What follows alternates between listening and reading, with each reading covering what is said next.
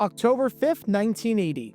It's week 5 of the NFL season, and as we enter the second quarter of the year, we find ourselves at Lambeau Field for this interconference battle between the Cincinnati Bengals and the Green Bay Packers. This was not a highly anticipated matchup by any means, as both of these teams entered the game with a combined record of 2-6, with both Cincinnati and Green Bay entering the game dead last in their division with a 1-3 record and entering having lost their most recent contest. Green Bay had the second worst offense and the second worst defense in football through 4 weeks, while Cincinnati had the fourth worst offense in the AFC, and really knew how to snatch defeat from the jaws of victory, as despite their 1-3 record, they led in all 4 games late in the fourth quarter, losing to the Buccaneers in Week 1 after leading 12-10 with 2 minutes to go, losing to the Dolphins in Week 2 after leading 16-7, but then being completely unable to recover an onside kick or force any stop, and losing to the Oilers in Week 4 after leading by 3 late in the contest. Bottom line, both Green Bay and Cincinnati seem to be fighting for their playoff lives at this point, as if you dropped to 1-4, you had just about no chance of the playoffs with how the format worked back then. Not a marquee game by any means, but a big one for both of these teams nonetheless to ensure their survival. The good news in this game that you're watching was that the Cincinnati Bengals did not blow a fourth quarter lead this time. The bad news is that they never had a fourth quarter lead, as they lost it 14-9 thanks to 2 touchdown passes from Lynn Dickey. The Bengals really struggled offensively on this day, losing the yardage battle by 100, and with starting quarterback Ken Anderson going just 15 for 30, completing only 50% of his passes for 120 net passing yards due to 4 sacks, no touchdowns, 2 interceptions, and a passer rating of 37.4, which is worse than if it did nothing but spike the ball into the ground on every single play. In other words, this game was bad for the Bengals, as the Packers basically put the nail in the coffin as they looked to have a playoff year for the first time in a post-Paul Brown world. But there was one thing that was worse than the Bengals were on this day, and there was one thing that was more frustrating than watching the Bengals lose another 1-score game. And that was the announcing and the commentary. Holy cow, the announcing and the commentary. Because this game was extremely low on the depth chart due to the fact that neither team was very good. You're not going to get the best of the bunch. This was not the game that got Dick Enberg and Merlin Olsen, or anywhere close to that. In other words, today, this is not the game that gets you Joe Davis and Greg Olsen. This is the game that gets you Jonathan Vilma. You could tell during this game in more ways than one, from a production standpoint and a broadcasting standpoint, that this game was super low on the list of priorities, and did not get the best people working on it. Heck, this was the title card opening for the game. No logos, no nothing, you can barely make out the font. This is low quality, even for the late 1960s, let alone the 1980s. But oh man, was this rough. To the point where nearly half a century later, it is still remembered today for how bad it was. Because one of the main jobs of a play-by-play man, and quite possibly the main responsibility of a play-by-play man, is to correctly identify players and let you know what's going on. Seems like common sense. If Patrick Mahomes throws a touchdown pass to Travis Kelce, you have to know that Mahomes was the one who threw the touchdown, and Kelce was the one who caught it. A slip-up every now and then? It's gonna happen. There's gonna be a time where you think it was number 96 on the tackle and on the defensive line, but in actuality, it was number 98. Everybody makes mistakes, and nobody's perfect. But there aren't too many games like this one, and games like what we saw from play-by-play man Mike Adamle, who during this Packers-Bengals game in 1980, somehow managed to get everything wrong over the course of the broadcast in the dumbest way possible. Imagine a broadcast where Mahomes throws a touchdown to Kelce, and you say that it was Josh Allen on the touchdown pass, and literally every time Mahomes drops back to throw, you say Allen's name. That's the level of ineptitude and incompetence that we were dealing with here. and it deserves a deep dive all these years later, because this is the story behind one of the worst broadcasting controversies in the history of the NFL on NBC. Make sure you hit that like button down below, subscribe, and turn on the notification bell so you don't miss a single video that we post on the channel, because we post every single day on here about the weird and the wacky history of the NFL with stories like this one they may not have heard of before. So if you like that sort of stuff, then this is definitely the place for you. Thanks in advance for liking and subscribing, and for helping us grow this community. And with that in mind, let's talk about the time that NBC lost the name game badly. Before I talk about the actual incident in question, we need some context to understand who the announcer was, and who the players were on both teams that will become the center of this controversy. The man of the hour from the broadcasting standpoint was this man right here, Mike Adamle, who you may have heard of before, especially if you're a wrestling fan. He even played in the NFL for quite some time, playing a couple of seasons in the 1970s with the Kansas City Chiefs, the New York Jets, and the Chicago Bears. What's interesting about Adamle is that after his football career was done and he went into broadcasting, he became a play-by-play man and not a color commentator. Usually, your play-by-play man is someone who went to broadcasting school or journalism school, and your color commentator is a former athlete. As you're about to find out, there are reasons for that. There are very few players who became play-by-play men in the same vein as Jim Nantz and Joe Buck are today. Adamle worked only a couple of games in 1977, 1978, and 1979, working as a sideline reporter. And when he wasn't a sideline reporter, he was in the studio providing updates for the NFL on NBC. But in 1980, he would make the jump to play-by-play man and would appear on 5 games, all of which were super low-leverage games shown to very few parts of the country. Again, as you'll find out, there's a reason for that. You could tell he was on the bottom of the depth chart. Of the 5 games that he worked that season, 9 of the 10 teams to play in those games finished the season at or below 500, just to give you an idea of the caliber of games. But Adamle had a chance to prove himself as a play-by-play man, and after working a game between the Seattle Seahawks and the Kansas City Chiefs in Week 2, an AFC West battle, which the Seahawks won 17-16, Adamle was on the call as the play-by-play man for the second time ever for that Bengals-Packers game, with Mike Hafner as his color commentator this time. Now, by his own admission, Adamle didn't think he was all that good if you read between the lines. When Adamle became a play-by-play man in 1980, because he didn't want to go the color commentator route, that first game he had between the Seahawks and the Chiefs was far from perfect.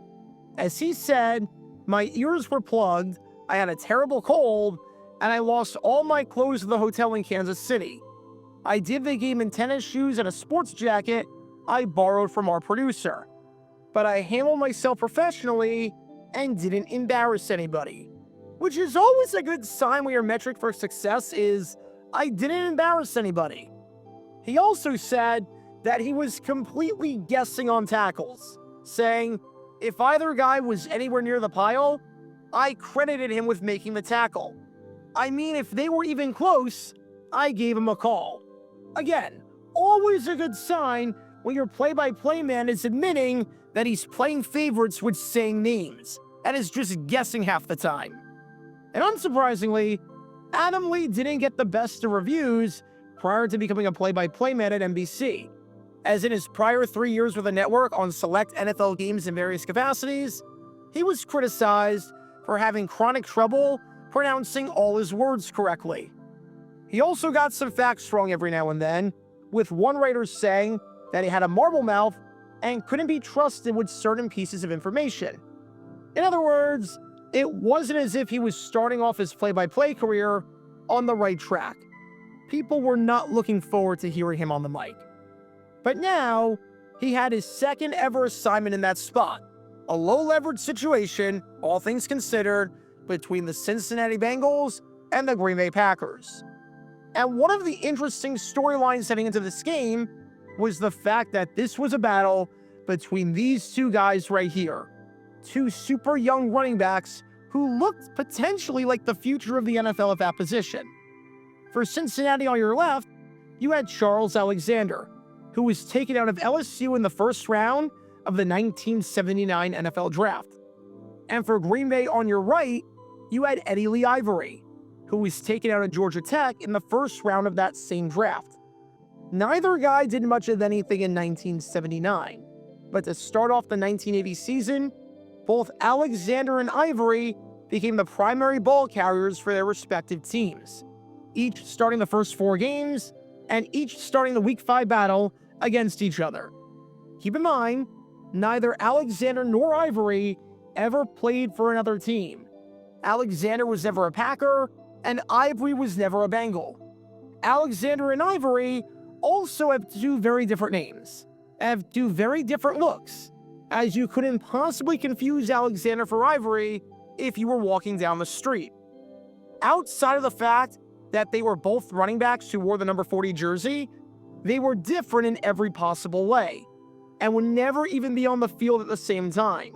Much like you wouldn't confuse Tom Brady and Aaron Rodgers with each other if the Patriots played the Packers, despite the fact that both quarterbacks wore the number 12 jersey. So with all of that in mind, and with all of that as the backdrop, let's take a look at what happened the first time that Eddie Lee Ivery touched the ball for the Packers. Roll the tape. Back. Give us to Alexander. He's going right. He's got the first down. Okay, so that's not good. As you can probably tell, even though Eddie Lee Ivery got the ball, according to Mike Adamle, who again was so bad at his job that he admitted before to just giving credit to random players on tackles that he liked, he said that Charles Alexander got the handoff. Obviously, that's wrong, as Ivery and Alexander play on 2 very different teams. What's odd about this, other than the fact that this very clearly shows a lack of research and preparation, is that most announcers who do the prep work beforehand have 2 spotting charts. They'll have one when the home team is on offense and the road team is on defense, and vice versa.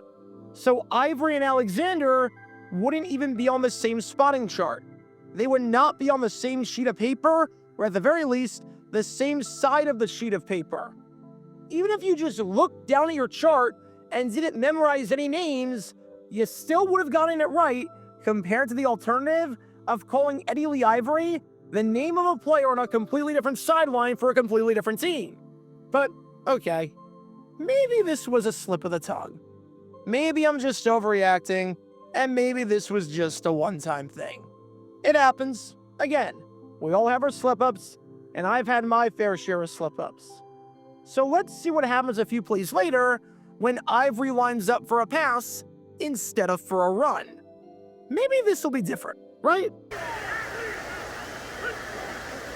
Dickey back to pass. Little flip out to Alexander. Alexander breaks the tackle. He's got the first down and more. Almost out to the midfield stripe. You're kidding me. You're actually kidding me.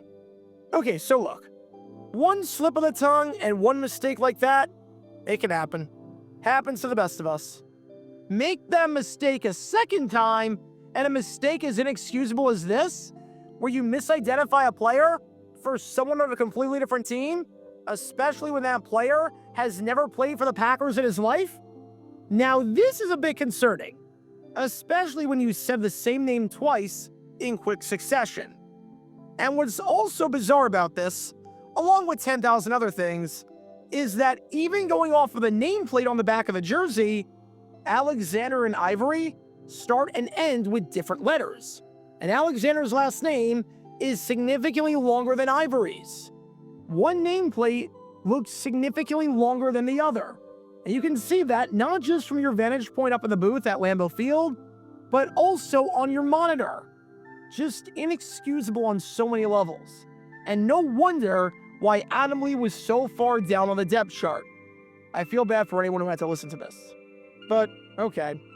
As bad as this is, as long as he didn't do it a third time, I guess I can forgive him for that. They're hanging on, 14-9. Dickey calling the signal. Give us to Alexander. Oh my God, how do you keep doing this?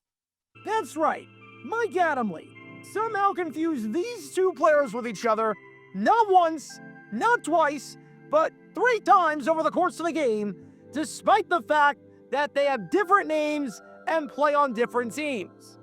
And the only reason, I swear, the only reason it wasn't more was because Ivery got injured midway through the game and played sporadically after the first 20 minutes. If it wasn't for that, who knows? Maybe Adamle would have said his name 5, 10, or 15 more times. The possibilities are endless. Freaking endless, I tell you. If it wasn't for Eddie Lee Ivery getting hurt during the game, if you played a drinking game with every time Adamle got his name wrong, you would be dead. Eddie Lee Ivery's injury maybe saved lives on this day. On 1/4 of the touches that Ivery had during this game, Adamle said that the give was to Alexander. There was a 1 in 4 chance that he was going to say that the give was to a player on a completely different team. Genuinely impressive how you can screw up at this level that many times on something so unbelievably easy. I know announcing is harder than it looks, believe me. I've been there and I've done it many times. But this is just inexcusable. And it was so bad that even reporters were writing about the atrocious nature of the broadcast, with one writer saying, "We are still striving to correct our shortcomings." But I don't think newspapers will ever match Mike Adamle. To mistake running backs when they don't even have the same color uniforms? And another writer said that the broadcast of the game was the junkiest in recent memory, with play-by-play man Mike Adamle being inordinately inept. As he said, among his flaws, he credited the Bengals' Charles Alexander as carrying the ball virtually every time Eddie Lee Ivery did. One such goof is understandable, but all game? And yeah, that's how I feel too. And I'm sure that's how the country felt watching if their eardrums were subjected to this. As a Jaguar fan who had to hear Tiki Barber call Brian Thomas Jr., one of the best wideouts in football by the way, Brian Robinson and Brian Johnson repeatedly last season, I know the pain of what listening to a bad commentator does. I know what it sounds like when a commentator does not do their research properly. It sucks. But at least with Tiki Barber when he did that, and I cannot believe I'm defending Tiki freaking Barber on this. As bad as it is to get the name wrong, he got the first name right and didn't call him Stephon Diggs or something like that. He was confused, but he had the spirit. Mike Adamle's blunders and repeated blunders over the course of the game were inexcusable, and it's no surprise why his time with NBC as a play-by-play man was really short-lived, as he never worked another NFL game for the network after the 1981 season. Alexander and Ivery had pretty similar careers, oddly enough, but they were not the same guy, despite Mike Adamle hoping and insisting that they were.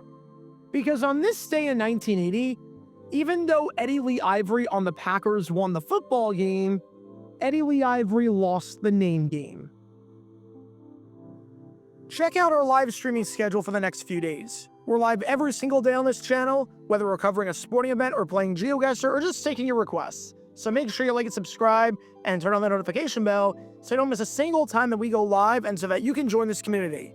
Also, thanks to all our members and our Patreon supporters who get exclusive perks like their name of the end of each video, members-only Q&A streams, and cool emojis to use on videos and during streams. See how you can join this community and become a member or a Patreon member by clicking the link in the description below.